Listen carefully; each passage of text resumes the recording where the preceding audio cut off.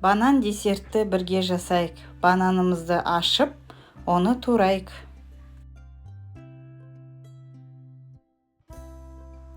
Бір ас қасық қант қосамыз.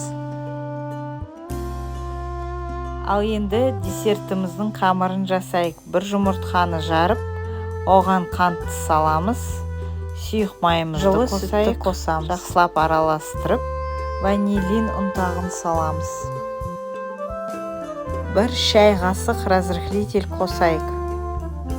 Ұнды екіге бөліп, електен өткіземіз.